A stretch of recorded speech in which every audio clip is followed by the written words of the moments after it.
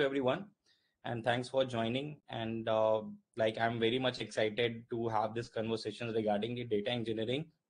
And today, my main agenda is basically to give you the practical experience about the data engineering, not just to talking about the roadmaps and all, right?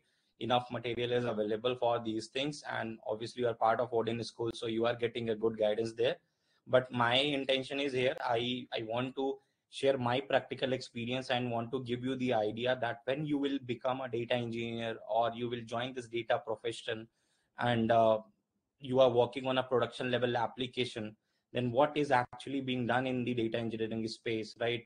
I will also pick example of my projects, industrial projects, which I have built to give you the idea. And I will share my screen. I have my writing pad with me. I will draw something for you. And this thing I'm going to do for the very first time. So apologies for my handwriting or anything. But the intention is just to give you the idea that how the entire flow will happen. But before that, just a quick question to everyone. I want to just get a little bit idea that how many of you exactly know about the data engineering, right? I know there are lots of job profiles in the data space, but how many are here who knows about the data engineering very well, like the actual role and responsibilities and what kind of work they do? Probably you can do just like yes or no something. I'll get a crisp idea about it quickly in the chat box. Okay, lots of yes. Yes. Okay.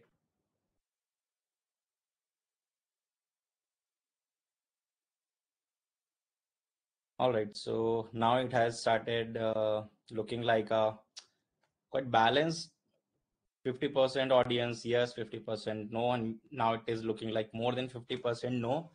All right, it gave me a good idea. So what I can quickly tell you, right, about the data engineering based on my experiences, so that you are not confused with the data analyst profile and the data science profile. So as a data engineer, right, or let's take a very simple example of any big data solution or any company which is trying to work on a big data solution, right? So there are multiple steps for it. And I'm pretty sure you would have heard these terms as well. ETL processing, extracting data from somewhere, then applying some logic on top of it, then loading it somewhere, then dashboarding, right? Multiple aspect of it, right? You have definitely heard about it. Now, what these data engineers are doing on day-to-day basis. So these data engineers, right, they are actually the frontliners for any company who is working on the big data solutions, right? So why their role is very, very much critical, and why their role is very much overlapped with the software engineers as well, because these are the guys who are responsible to bring data from the external systems to the internal systems on a scale, right? I know this word or this sentence is just one liner, but the impact is very, very broad, because nowadays bringing data is not just only about databases. Nowadays data is coming on a very, very high speed, right? It can, if it is coming from social media, it is coming from any real-time application or IoT device or any web application, Android device, iOS, anything, right? It is nowadays, it is not only about the databases. The external data can come from anywhere. Okay, now obviously there will be the teams, internal teams, right? The for an example, let's say I'm an Amazon e-commerce platform. Okay, and on like every minute or second basis, there will be millions of customers who are visiting the Amazon e-commerce platform and doing the transactions. And we obviously have seen very, very common use cases, right?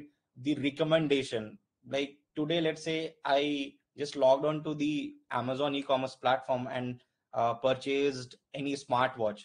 Then from the next day onwards, probably I'll start getting recommendation for newly launched smartwatches or gadgets. So how did even this Amazon like came to know about my choices and my interest? Because they are capturing our activities. So whatever we have done on their platform, right, everything was captured, because these are the inputs which is going to help the business to take the data driven decisions, right? So as a data engineer, let's say Amazon e-commerce platform, whatever data they captured, it will be in complete raw form, right? Raw form means not a value adding data as of now, because raw entries, everything is there. So data engineers will try to bring that data into the system. They will set up those pipelines, not just simple pipelines. It should be scalable. It should be optimized. It should be fault tolerant, right? 24 into 7 up, and every single aspect of it. And apart from that, they need to apply the business rules on top of it as well.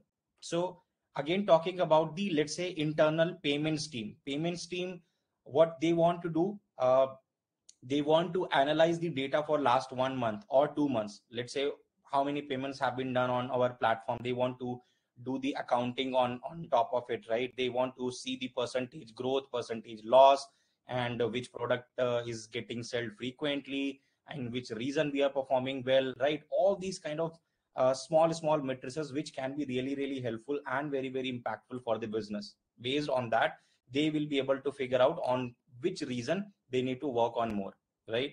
So for that one, like they will come to the data engineering team that we require this kind of data set, right? And we want you to apply these kind of business rules, so that at the end we can get some sort of meaningful and aggregated data, right? And that is something which is helpful for the downstream system. So when we talk about the data scientist and analyst, they just come after, like, or you can say their responsibilities starts when data engineers are done with their task, right? So data engineers are closely working on building those kind of scalable and optimized data pipelines which are able to handle massive data on scale, very optimized, and generating transform data for the downstream system. So on this basis, I'm pretty sure now you are clear about the role and responsibilities of a data engineer. Now I'll quickly walk you through some realistic example, and we'll draw something for you that what we do in data engineering space. So as I talked about the ETL pipeline, right? Nowadays in the market, we have some like licensed ETL tools as well. For an example, Informatica, Talent, and there they are good fit for performing some limited number of use case. And second part, they are licensed to, like, companies need to invest their money. So data engineers are the one why, and again I'll just justify that why their role is very much overlapped with the software engineering, because they are the one who will be taking care of all the complex engineering related stuff, right? Be it like working with the databases, no SQL databases, right? That code intensive distributed application, be it the Spark, be it the Flink, right? So that they can get a more control on just like consuming the data from the sources and doing the transformation and then loading it to somewhere. And also when we talk about the scalable system, lots of architecture complexities also gets involved. So these are the guys who need to take care of all those things, and that's what I'm going to explain you. So in total, on a very high level basis, you need to understand one important thing in the data engineering space. Actually, when we talk about the pipelinings, so there are three types of pipelines. One is the batch data pipeline, second is the near real-time data pipeline, and third is the real-time data pipeline, right? So batch data pipelines are very clear to understand. Whenever we have some, you can say, specified amount of data, right? Or let's say we are running our jobs after few intervals. That means we are trying to process a chunk of the data, and that chunk is known as the batch. That's why it is known as the batch data pipeline. And let me first explain about the real-time data pipeline. So real-time are very straightforward to understand. As soon as event has occurred, that means they will just capture the data and they will perform some operations, whatever we are doing, right? The best example is the number of likes, right? You see on social media platform. As soon as you like something, it will reflected on the dashboard itself, right? Or let's say the Twitter hashtags, right?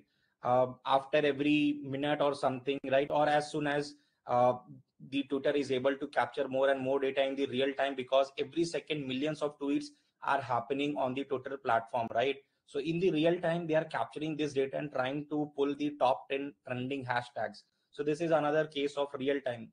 And Another is the fraud detection, right? As soon as somebody swiped up your card with a fraud transaction, at least quickly you will get a call from the bank if they suspect it as a suspicious transaction, right? So all these activities are actually happening in the real time. As soon as some activity happened, we captured it and processed it in the near real time. NRT pipelines, we why we call it near real time, because we are not doing anything as soon as, let's say, the event has occurred or event has been processed. We will take a very small gap. It can be in the 10, 15, 30 seconds or minute or 2 minute. If we are just executing our pipeline with that level of like frequency, in that case we will call it as a near real time data pipeline, right?